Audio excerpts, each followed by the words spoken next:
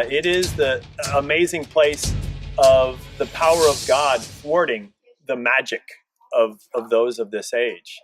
All of that is seen culminating in the burning of the scrolls. Perhaps that happened in the Agora, $5 million worth of scrolls up in flames. And then right after that are these events. If you have a Bible, go ahead and turn over to Acts chapter 19. It says, now after these events, I'm in verse 21, 1921. Now after these events, Paul resolved in the Spirit, which is always a good idea, to pass through Macedonia, right?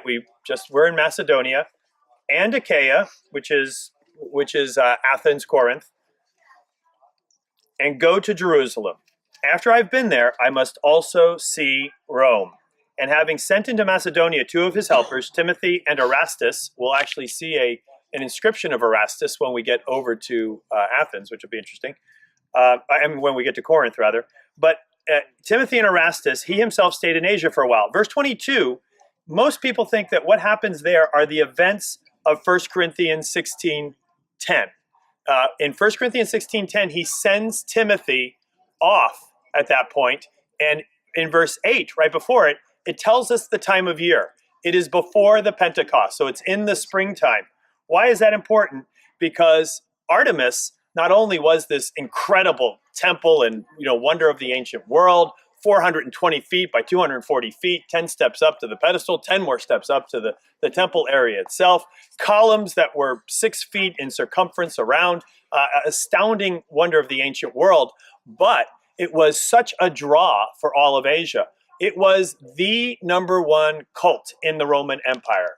Rome, 33 different centers had temples to Diana, to Artemis. Sardis has one where you can see the magnificent size of the columns. We're not going to be able to get over to there, but it's a small indicator of what would have actually been in this area here. But why is this such a big deal that this is the time of year?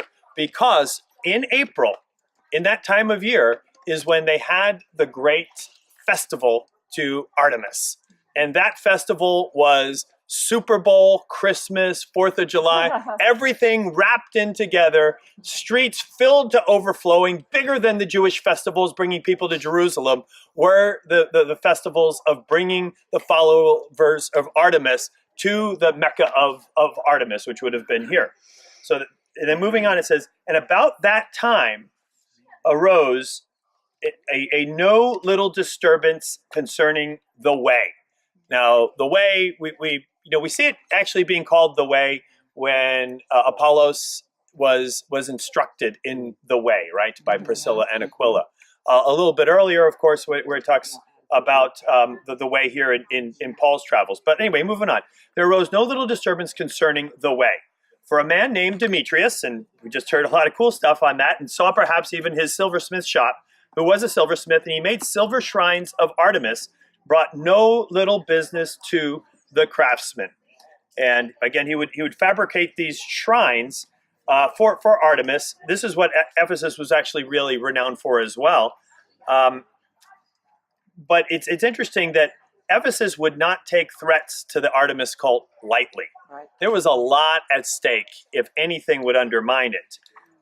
And as a matter of fact, there is an inscription that was found here, and it dates from several centuries BC, which pronounces death on 45 people from Sardis who maltreated an Ephesian embassy from the temple of Artemis. So to mistreat representatives of that was an inscription in Sardis where you can still see the remains of the temple. But an Ephesian representation group had gone there, and because they were mistreated in their duties with Artemis, 45 of them were put to death. So you don't mess with Artemis is really the bottom line there. And so he gathered together the craftsmen with workmen in similar trades, it's like gather them all together and said, men, you know that from this business we have our wealth. And the temple received lavish votive offerings. So much so that the temple was not only the center of all cultic and religious activity, but it also became the flashpoint of all patriotism for Ephesus itself. So it's a lot wrapped up into it, not just religious fervor, but patriotism, civic fervor, This is a great example of civic fervor. This is where the Demas would meet, where all of the people would meet. But on top of that, the temple actually became the national bank of all of Asia. And all of the loans that were given out or the deposits would actually occur in the temple itself. So imagine going up, not only up against the established religion of a city, but going up against the national bank as well, and going up against the heart of patriotism of it as well. So when Paul walked down that main street with the gospel of Jesus, he was going right into the teeth of a beast and a half that he had to face there. So it's really amazing all that he went up against. And you see, in verse 26, and here that not only in Ephesus, but in almost all of Asia, this Paul has persuaded and turned away a great number of people, saying that gods made with hands are not gods. And he had just done that in Athens. In Acts 17:29, he talks about gods are not some gods made with the art or craft of a craftsman. Right. He actually goes right after the craftsman himself in 17:29. So these guys are rightfully concerned. Yeah. This is not overblowing anything. They know where their bread is buttered, and they know how to protect it at this point in time. And there's danger that not only this trade of ours, but that may come into disrepute, but also that the temple of the great goddess Artemis may be counted as nothing, and that she may be deposed from her magnificence, she whom all Asia and the world worship. Very true. They would all pour in here, and it was not hyperbole what he's saying here. When they heard this, they were enraged and cried out, "Great is Artemis of the Ephesians." So Demetrius has done a great job. His appeal has had its desired effect. He has marshaled the resources, and in they run to gather the crowds together, whooping them up into the Demas. It is an ecclesia, a gathering. Ecclesia we use for church as well in the New Testament, but it's just the word of assembly, the word of a gathering. Yep. But anyway, the gathering occurs here, but it's not a lawful gathering. But he whoops them up into "Great is Artemis of the Ephesians." But really what they're saying is, save our business. Save our business. That's the undertone of their chant. And why you think, wow, how can somebody chant for 2 hours? Well, if it's your business that is at stake, and you know that all of this is on the line, plus you kind of stir into the heart of patriotism with it as well, you can see how that whooping could get on going after a while there.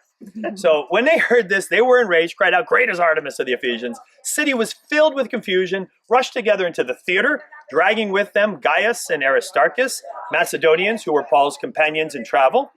But when Paul wished to go in among the crowd, the disciples would not let him. And imagine perhaps him even coming down that street and kind of being restrained. And Paul's like, but Gaius and Aristarchus are in there. They're no man left behind. I'm going in and, pulling him back. But it wasn't just the disciples, but then it says some Asiarchs. And Asiarchs is no small position.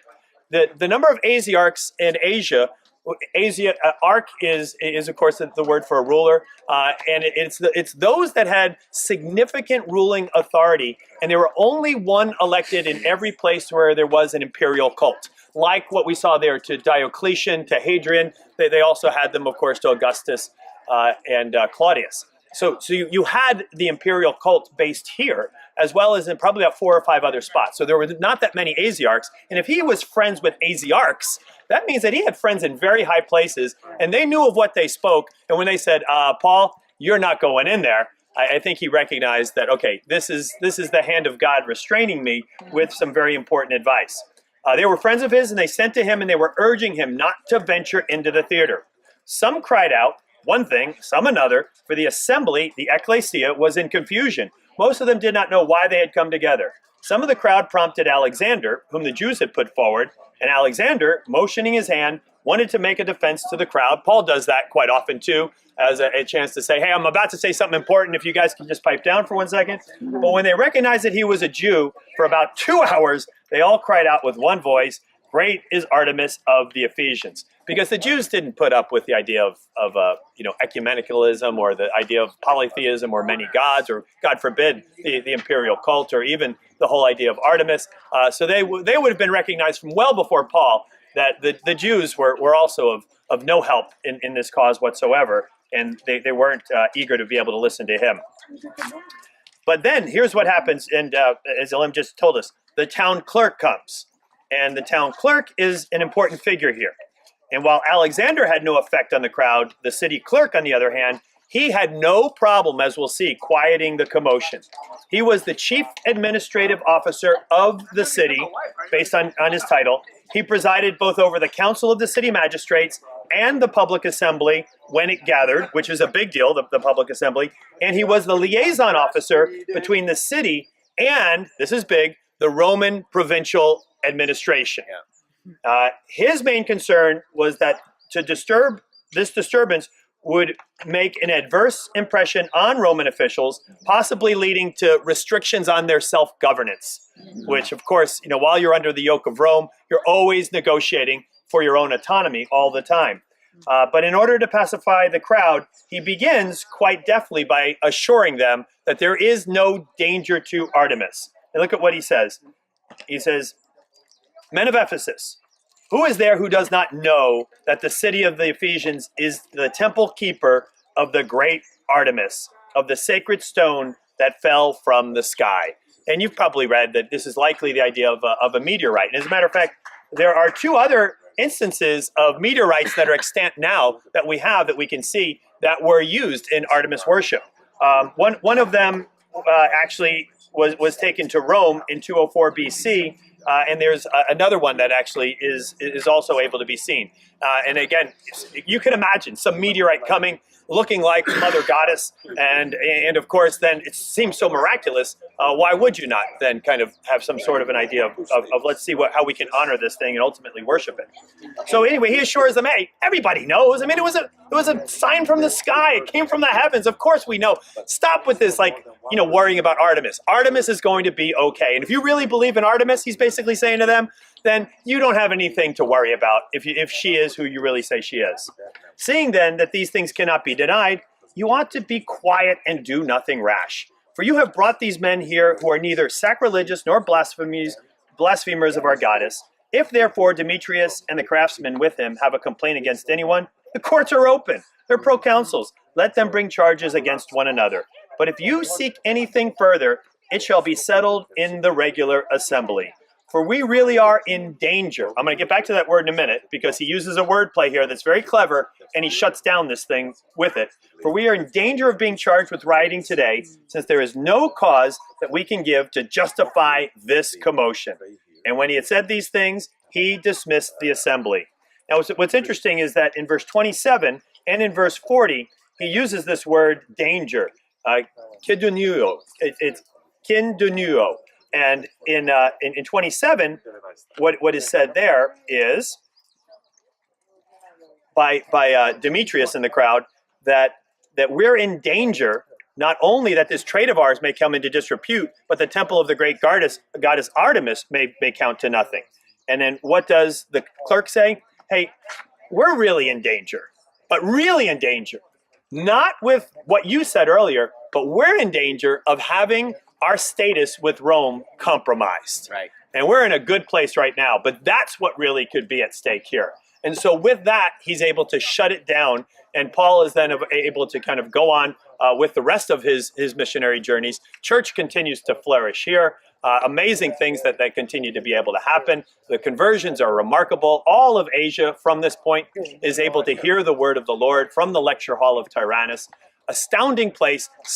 Just take it all in, because you will read so many of the New Testament books, and so much of it has to do with this place right here. Either Paul wrote so many significant letters from right here, some of the most theologically profound statements that you know and inform your faith were penned right here, or they're concerning events that occur right here as well. And especially with all of the racial strife that goes on in the U.S. right now, in churches that are all white or all black or all anything, which is a travesty that a church could be all one thing or another.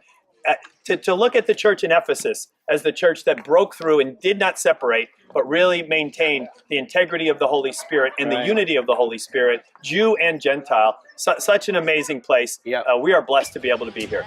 Amen.